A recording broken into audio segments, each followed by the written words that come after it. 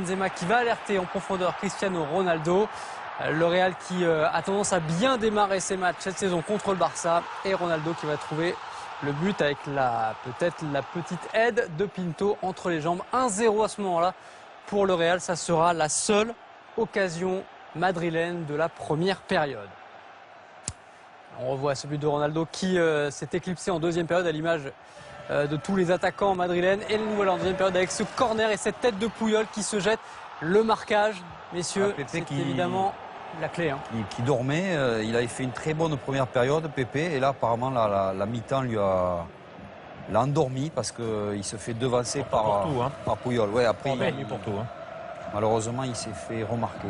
Domination barcelonaise avec Iniesta qui va trouver Fabregas, le bijou de Fabregas, la reprise qui va toucher le poteau, c'est dévié. Oui, parce que si c'est pas dévié, à mon avis, c'est dedans. C'est pas sur Casillas, ça, Pierre? Non, à mon avis, elle est à peine déviée. À mon avis, elle est en hauteur. On a apprécié de toute façon la combinaison. Benzema qui va trouver le poteau, c'est la seule opportunité de la deuxième période pour un Real qui a un peu plus sombré finalement dans le jeu. Il n'y avait déjà pas grand-chose.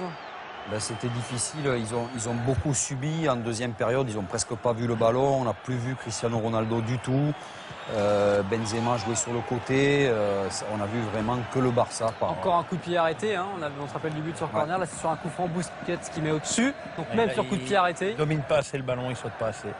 Et puis Messi qui va temporiser. On l'a pas vu du match. Non mais passe décisive. Mais là. Alors comment expliquer qu'Abidal soit absolument seul comme ça?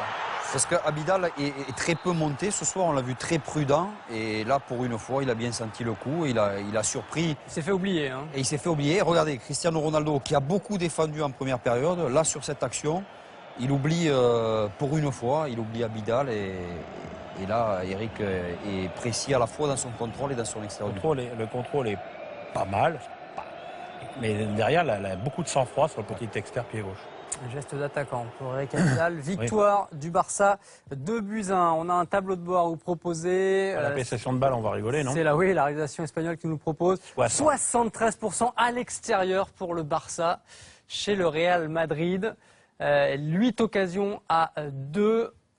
11 tirs à 5 pour le Barça. Évidemment, tout ça est à l'avantage du Barça. 19 fautes à 12, ça s'est largement augmenté en deuxième mi-temps. On se demande comment ça se fait que José Mourinho, à force d'être dominé en mettant son équipe physique, ce soir, il n'a peut-être pas eu le choix de faire autrement, mais Ozil était sur le banc. Donc il choisit de muscler son milieu de terrain. On l'a vu la saison dernière, on le voit cette saison, ça marche pas. Mais est-ce qu'il a d'autres solutions? Il faudrait au moins qu'il donne une autre image. Parce que ce qu'a fait Pépé... Ozil sur le banc, évidemment que tu as d'autres solutions. Est-ce qu'il y a